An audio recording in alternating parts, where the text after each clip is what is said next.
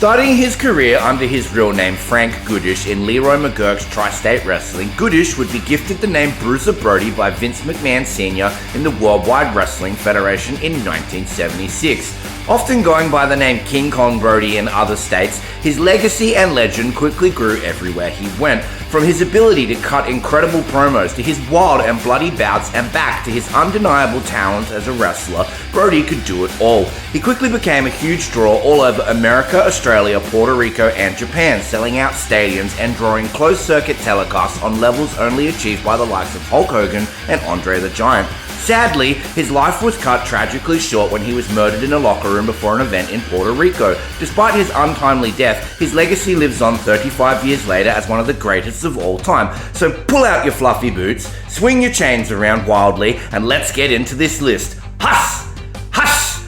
Huss! Number 8. Protecting his in-ring image.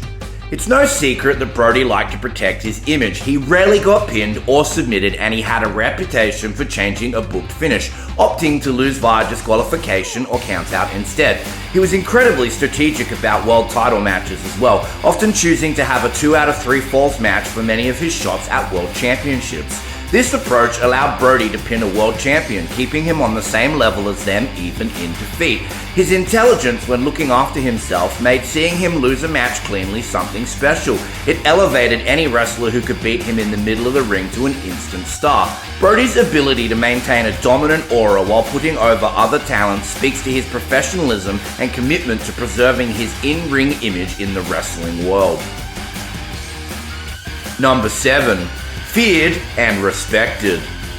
Throughout his career, Bruiser Brody proved to be a master of the wrestling game, excelling not only with his in-ring and mic skills, but also with his careful handling of his reputation. Even today, those close to him describe him as wise beyond his years, articulate, a smart businessman, and a loving family man. He invoked fear from those who were jealous of his success or attempted to cheat him, while earning profound respect from those that were fortunate enough to know him.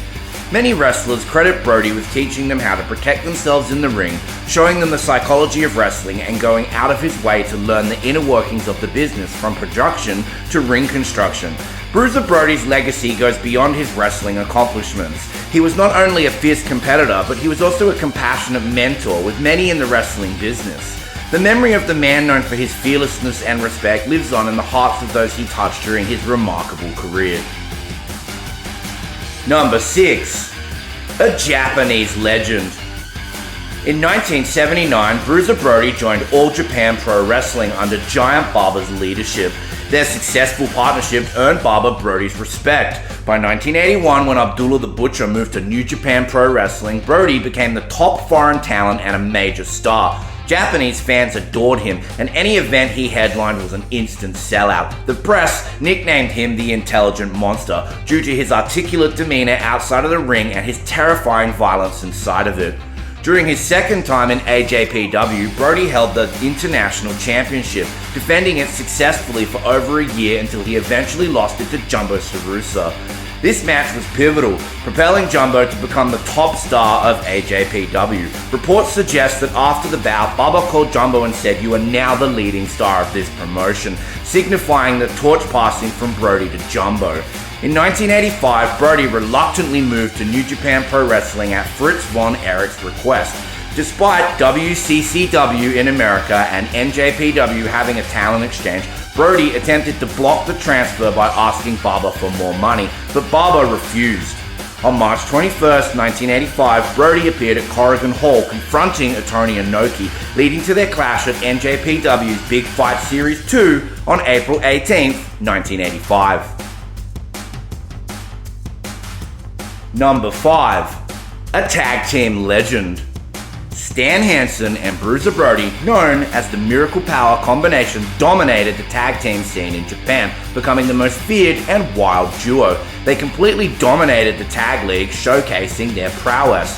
We extensively covered their achievements in our 8 Greatest Tag Teams of All Time video, which you can find linked in the description below. Anyhow, from 1974 to 1985, Brody and Hanson sporadically teamed up, winning the NWA United States Tag Team Championships 3 times in 1975 and the PWF World Tag Team Championships once in 1984, holding the titles until March 25th, 1985. Their must-see matches are on December 8th, 1984 against Terry and Dory Funk Jr. and on December 12th, 1984 against Jumbo Tsuruta and Genichiro Tenryu.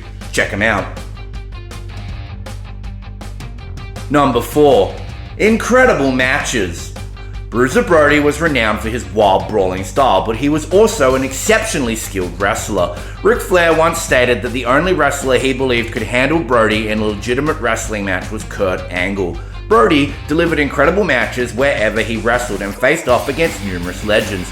His bouts against Nick Bockwinkel for the AWA heavyweight title and his encounters with Ric Flair, particularly their hour-long 2 out of 3 falls match in St. Louis, are truly amazing and worth seeking out. Bruiser Brody's fantastic matches extend to his encounters with Terry Funk, Dusty Rhodes, Jumbo Tsuruta, Harley Race, and many more. Pinpointing his greatest matches is a tough task, so we invite you to share your thoughts in the comments below. Number 3. Bloody feuds. Of course, Bruiser Brody is known for his wild brawls and his love of blood. His forehead was scarred from left to right, running from his eyebrows to his hairline. His affinity for bleeding heavily influenced the hardcore styles of Cactus Jack and countless others. Brody engaged in some of the bloodiest matches in Puerto Rico wrestling history, which is saying something considering Puerto Rico's reputation for insanely bloody bouts. His longtime nemesis Abdullah the Butcher and also Terry Funk would bleed buckets in their numerous encounters, captivating and terrifying audiences around the globe, leaving behind a brutal legacy that is still talked about today. Number 2. A Texas legend. Apart from Giant Baba, Bruiser Brody also respected and had a good relationship with one other promoter, Fritz Von Erich.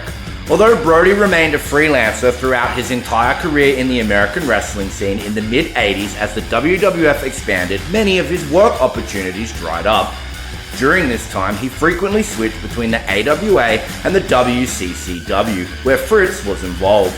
It was there that Brody showcased some of his best work and even briefly competed under a mask, adopting the name Red River Jack. At WCWA's Christmas Star Wars event, Bruiser Brody faced Abdullah the Butcher in a loser leaves town match, which he lost, leading to his return under the Red River Jack persona. Gary Hart conducted interviews, growing increasingly frustrated as people failed to recognize that Red River Jack was in fact Bruiser Brody under the mask. This storyline made the whole experience incredibly entertaining to watch. Brody even had interviews with other wrestlers wearing the Red River Jack outfit to further deceive the fans, which led to Gary Hart's relentless attempts to unmask him. Number 1. The murder of a legend. In 1988, the wrestling world was left in shock when Bruiser Brody met a tragic end in a horrific incident. He was fatally stabbed by fellow wrestler Invader One, also known as Jose Gonzalez in Puerto Rico. While the full story may differ depending on the source, it's said that Brody was planning to buy part of the territory from Gorilla Monsoon, and Invader was likely to lose a job because Brody didn't like him. Ric Flair has shared that Invader was emotionally unstable after his daughter's drowning incident the previous week, and that Brody had expressed reluctance to finish an angle with Invader that they had started a month earlier, leading to their disagreement. The truth likely lies somewhere in between. Brody's untimely death shook the wrestling community, and many prominent names refrained from working in Puerto Rico out of respect for him. His legacy as a wild brawler, a beloved performer, and a worldwide legend lives on in the hearts of fans and fellow wrestlers. The impact of his passing continues to be felt, and his memory remains an important and enduring part of wrestling history.